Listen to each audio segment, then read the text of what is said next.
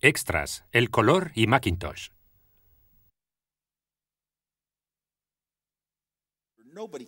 Nadie esperaba que pudiera haber color en un ordenador.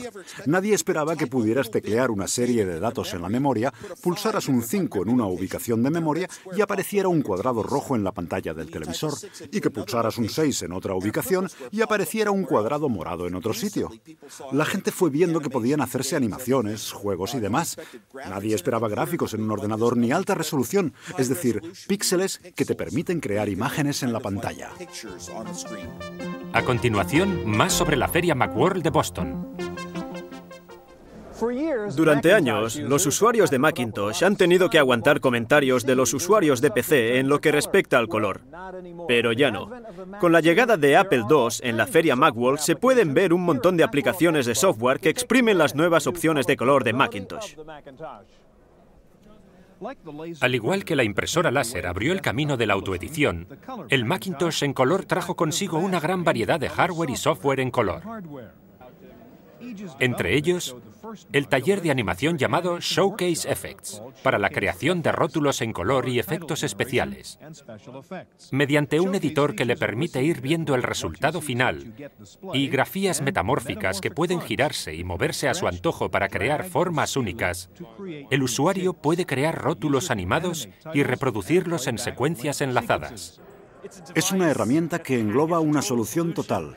Te permite dar mucho más, hacer cosas que nunca habías podido hacer. Y ese ethos o personalidad es una muestra clara del concepto global de Macintosh. En la primera época ya ofrecía programas de dibujo y de pintura que te permitían cosas hasta entonces imposibles. Y en torno a aquello nació una comunidad que nunca antes había tenido relación con los ordenadores. En algunos aparatos, costaba saber si estabas delante de un ordenador o de una pantalla de televisión. La fusión de gráficos informáticos con imágenes de vídeo convirtió la caja de captura de vídeo en algo común, aunque caro. Mass Microsystems creó la caja de captura de vídeo Color Space 2 para la superposición de gráficos y la interconexión con señales de vídeo. La caja permitía utilizar el modelo de tratamiento de la señal de vídeo RGB de forma simultánea a... Apple puso por primera vez esa herramienta en manos de la gente corriente y surgió un fenómeno muy interesante. Eran capaces de capturar imágenes utilizando el ratón. Incluso el lenguaje que utilizaban para llevar las cosas a la papelera o al escritorio, toda esa semántica y esa terminología le daban un toque divertido. Es curioso. Cuando tenía 19 años, me hice una copia de una revista en la universidad. Rondaría el año 80-81. Y en la portada aparecía la pantalla de un ordenador donde había iconos, papeleras y ventanas. Y cuando lo vi, tuve como una epifanía. Me dije, un momento, en este ordenador cada píxel independiente puede tratarse por separado, puede que incluso en color. Va a ser un descubrimiento para los míos. Grabación cedida por Stuart Shafet de Computer Chronicles, todos los derechos reservados.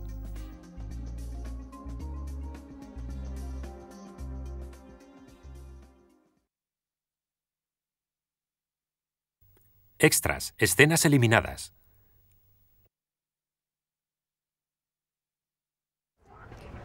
Este es mi amigo. ¿Cómo te llamas? Steven. Steve y yo llevamos aquí sentados desde...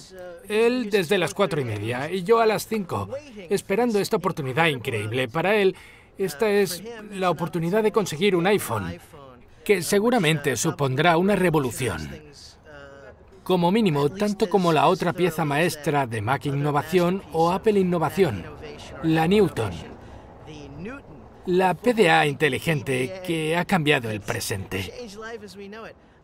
¿Qué puesto ocupa la Newton en esta Macworld? Sí, es curioso porque el año pasado la Newton fue la gran atracción de la feria y ahora que ha pasado un año y Apple ha visto que no ha tenido tan buena aceptación como querrían, siguen manteniendo la fe en el producto, siguen queriendo que triunfe, así que siguen centrando la atención en la Newton, en su nuevo software y hay mucha actividad en torno a ella. Mucha gente se acerca a probarla por primera vez, así que sí, sigue siendo un punto central para Apple. Si quieres movilidad de verdad, necesitas una PDA Newton, pero sigue teniendo sus contras. No me la he traído a la feria. Me he traído el teléfono, pero la PDA no. Creo que Apple no ha sabido presentar ni respaldar bien esa tecnología. No sé qué pretendían realmente, ni cómo han pensado abordarlo, pero desde luego no han hecho un buen trabajo. Y es una pena porque creo que tiene mucho potencial, pero tiene un acceso muy complicado. Entre las nuevas aplicaciones de la Newton se encuentra este servicio que ofrece los mejores hoteles y restaurantes de Estados Unidos. Si surge una visita sorpresa a una ciudad que no conoces, puedes acceder a tu PDA para buscar dónde comer y dormir. O para comunicarte, puedes adquirir el traductor de 5 idiomas para tu Newton, con frases en español, italiano, alemán, francés e inglés, por unos $120. Y si te gusta llevar tu PDA en tu departamento de la oficina, se acaba de presentar un programa para la Newton que facilita las acciones más comunes, como por ejemplo hacer doble punteo. El programa también te permite importar y exportar archivos a Excel. Y si buscas una PDA para la recolección de datos, Software Technologies presenta un software que te permite introducir los datos en tu ordenador de mesa y transferirlos directamente a tu PDA. El analista Tim Bajaran tiene un punto de vista más optimista. La Newton llegó hace un año. Y si analizas el concepto global de PDA, presenta problemas desde el punto de vista práctico. John Scurry definió la PDA y se le dio demasiado bombo. Pero llegados a este punto, hay que ser realistas y decir, vale, es un concepto electrónico y hay que empezar a modelarlo como la gente lo quiere. Y aunque la PDA está en su fase de nacimiento, muchos analistas creemos que es un producto viable y acabará despegando. Grabación cedida por Stuart Chaffet de Computer Chronicles, todos los derechos reservados.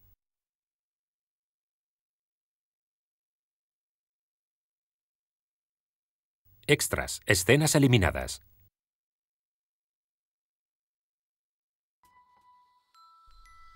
Para hablar de la esencia de los productos Apple, hay que volver al concepto inicial de Jeff Raskin.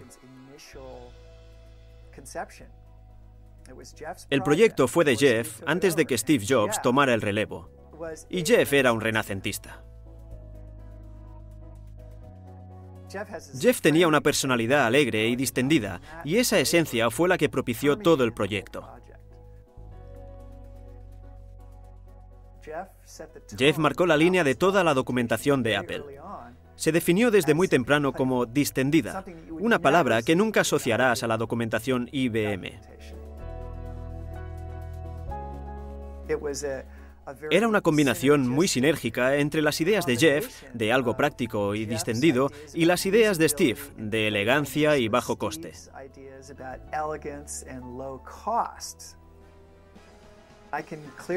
Recuerdo perfectamente un grupo focal que hicimos sobre el año 82, cuando el diseño de la caja aún estaba sometido a debate.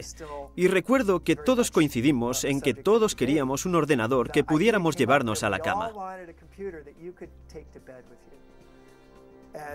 y usarlo en la cama un domingo por la tarde. Por eso se hizo para que pudieras meterlo en su maletín y llevártelo a otro sitio.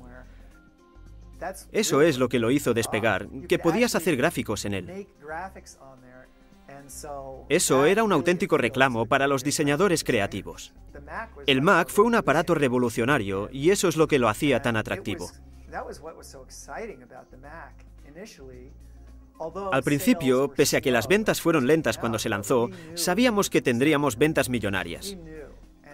Sabíamos que pese a ser un ordenador de $2.000, estábamos lanzando un producto que reportaría ventas de 1.000 millones. Grabación cedida por Stuart Chaffet de Computer Chronicles, dibujos cedidos por Joy of Tech by Nitro Sakansnagi, todos los derechos reservados. Extras, escenas eliminadas.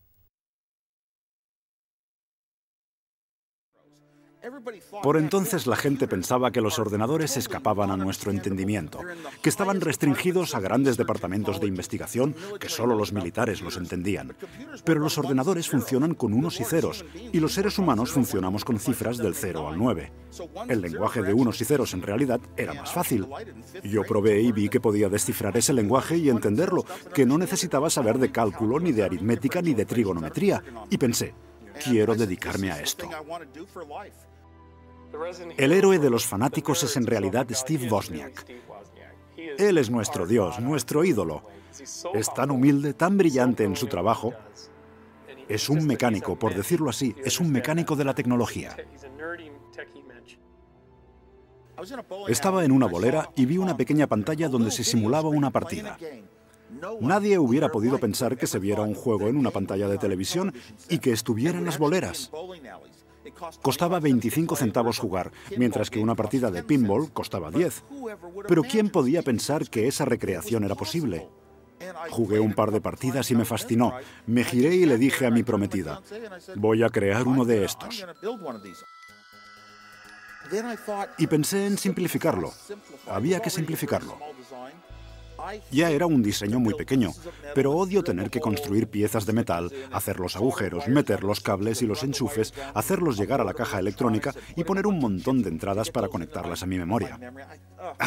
Suponía tanto coste y esfuerzo que pensé, ya tengo un teclado, ¿por qué no introducirle una calculadora? La calculadora tiene un pequeño programa integrado, un ordenador oculto. Y el ordenador oculto le dice qué botón se está pulsando. Si pulso el botón del 7, el programa dice, ajá, Steve ha pulsado el 7, así que debe aparecer un 7. Y si pulso intro, el programa le dice que he pulsado intro y que debe hacer la función que le haya dado. Así funciona la calculadora y así quise hacer mi pequeño programa.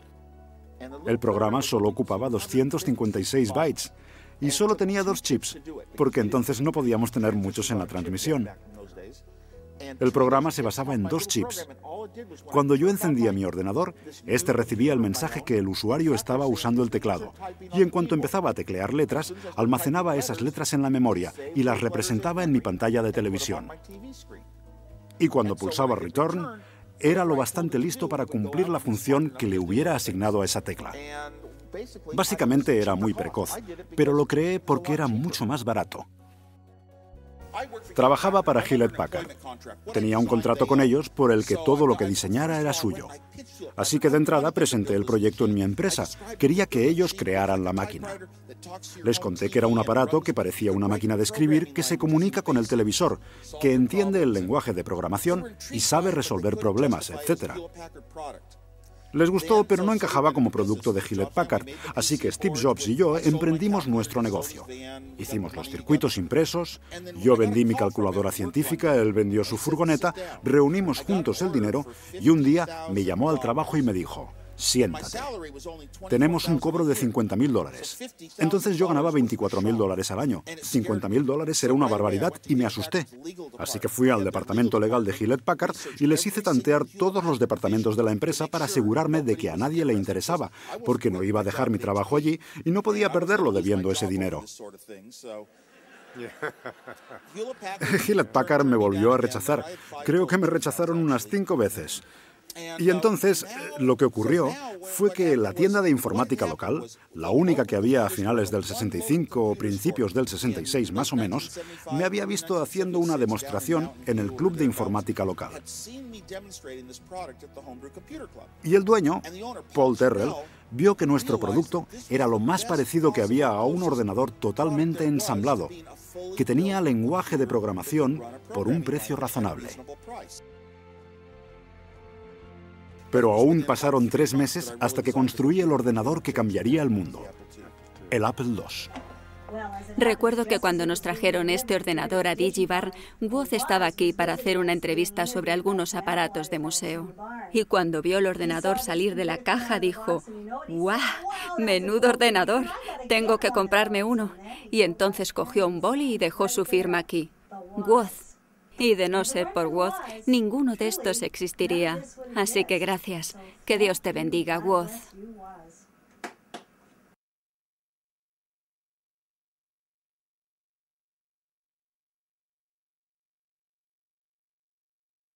Extras, escenas eliminadas. Durante los años 80, el mayor distribuidor de Mac fue una comuna hippie de San Francisco, la Comuna Querista. Nos autodenominábamos comuna urbana, kibutz urbano en realidad. Intentábamos encontrar una forma paralela de prosperar como artistas y creamos una empresa llamada Abacus, en la que veíamos una gran oportunidad de negocio.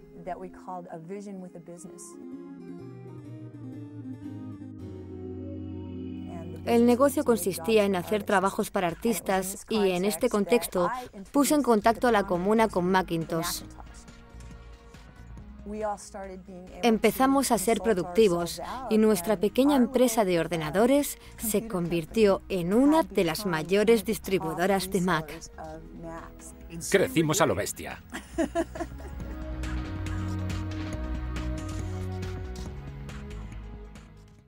Recuerdo el lanzamiento del iPod, entonces era exclusivo para Macintosh. Podíamos cogerlo y fardar con nuestros amigos. Tú no puedes tenerlo. Y cuando se acabó el chollo pensábamos, mierda, ya no soy exclusivo. Douglas Adams, el autor que murió hace unos años, dijo que era cierto que Mac solo abarcaba el 10% del mercado, pero el 10% de más nivel. Y por desgracia, esa es la actitud que tienen muchos usuarios de Mac. Tienen cierto sentido de superioridad. Uso un Mac y soy mejor ser humano. Tú no usas Mac, cállate. Siempre lo decimos en el programa. Si tienes esa actitud, eres un Mac. Van por el mundo en plan Mac. Todo es Mac.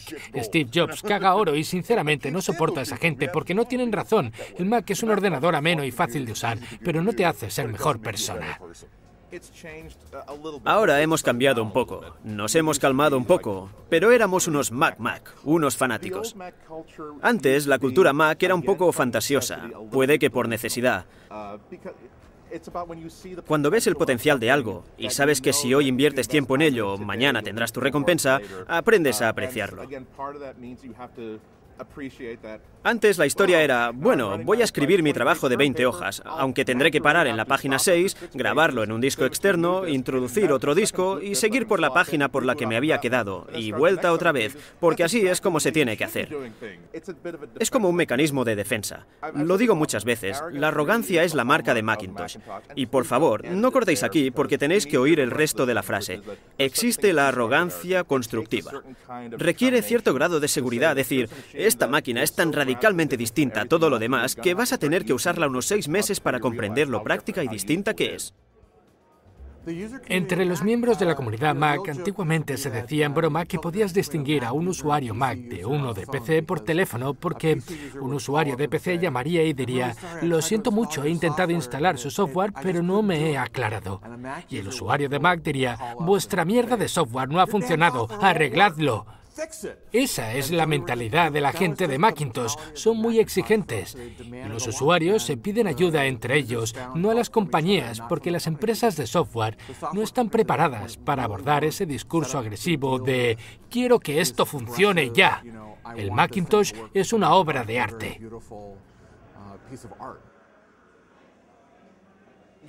Generan unas expectativas tan altas que predisponen a la comunidad a criticar. Esperan perfección, y cuando no les das perfección, te piden explicaciones. Aunque sea 10 veces mejor que los otros productos del mercado, siguen pensando en lo que podría ser, y promueven esas críticas en la comunidad, promueven esa insatisfacción, porque siempre predisponen a la gente a esperar más. Esperan más, esperan lo mejor. A Apple nunca le dan las gracias, nunca se le agradece su trabajo, se le critica por no hacerlo aún mejor. Es una relación muy rara. Tienes a una masa que te idolatra, y no lo digo en plan sumiso, no digo que lo adoren y acepten todo lo que diga Apple, pero sí es cierto que son muy conscientes del valor del trabajo de Apple. Lo difícil es que Apple lo entienda.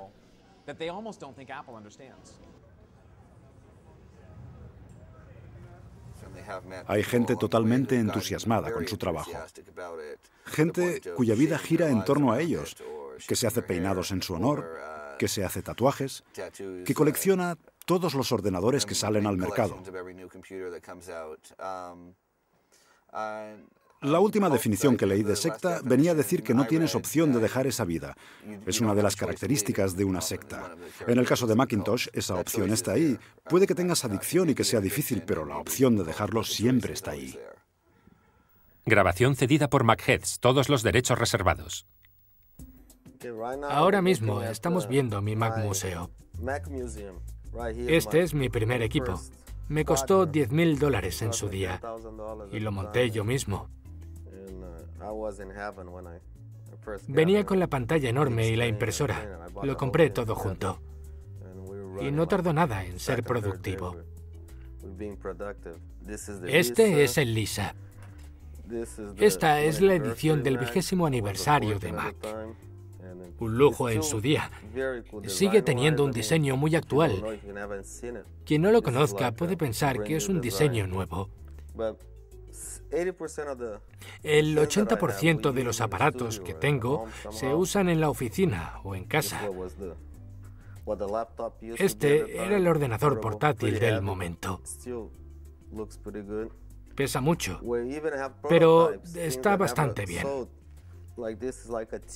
Y estos son prototipos que nunca se vendieron, como este con su disco duro. Los primeros Macs que utilizamos no son tan antiguos. Lo llamamos museo, pero en realidad hablamos del año 84. Los ordenadores avanzan muy rápido y es divertido recordar cómo los usábamos antes. No entiendo cómo podía trabajar con esos aparatos. Ahora son mucho más rápidos. Cada 6 meses sale algo nuevo y más rápido. Cuando salió al mercado el Apple II en el año 77, la gente lo vio y dijo, esto es algo distinto, es algo muy especial. Tiene carcasa de plástico y un teclado de verdad. Puedo abrirlo fácilmente y toquetearlo. El Apple II lo utilizaba la gente revolucionaria. En los colegios, los profesores más revolucionarios se lo llevaban a clase. Lo usaban los padres con sus hijos en casa. Yo diría que tenía una conexión directa con los 60. La generación de los 60, los boomers, conectaron mucho con esta idea, con las posibilidades que les dio este aparato. Y aquí tenemos un aparato excepcional, nada común, el Mico de Macintosh, un Mac con pantalla táctil. Puedo ir moviendo el cursor con el dedo y además tiene una cámara aquí que me permite captar las caras de la gente. Se llama Spycam, la cámara espía. Y aquí tenemos el Macintosh original. Tiene las esquinas redondeadas, tiene un diseño muy particular y puedes cogerlo, meterlo en su maletín y llevártelo a donde quieras. Y tiene una interfaz gráfica increíble. Tiene un ratón para elegir opciones, puedes dibujar, pintar. Tiene todos los componentes para ser el ordenador de la gente creativa. Bienvenidos a The Computer Chronicles. Soy Stewart Cheifé, este es Gary Kildall y este pequeño es el protagonista del programa de hoy. Es interesante, sin ser un símbolo de innovación tecnológica, Mac ha aportado un uso innovador de la interfaz gráfica y la ha hecho mucho más accesible. Así que la historia de Mac gira en torno a esos dos pilares, ¿no es cierto? Sí, es cierto que las interfaces llevan presentes más de 10 años, eso no es nuevo. Pero lo que ha conseguido Mac son unos gráficos de alta resolución mucho más asequibles. ¿Cuál es el punto de vista de su grupo en lo que respecta a las nuevas aplicaciones de Mac? Sabíamos que lo que estábamos creando era meramente la base de lo que sería después. Nos ayuda a tener una visión clara de los elementos desplegados ante el usuario. Muchas veces, al entrar en grandes oficinas centrales, vemos las paredes repletas de papeles con plannings y proyectos por todas partes. Con Mac puedes hacer los proyectos directamente en la pantalla. Es muy visual. Puedes introducir los datos, planificarlos y verlos en la pantalla. Sí, este es un claro ejemplo de lo que no podíamos hacer antes. Ha habido un gran salto desde que esta caja azul, que tanto atraía a los frikis, luego los ordenadores llegaron a la oficina y finalmente se introdujeron en los estudios de arte y de música. Grabación de archivo cedida por Stewart Cheifé de Computer Chronicles. Todos los derechos reservados en memoria de Gary Kildall.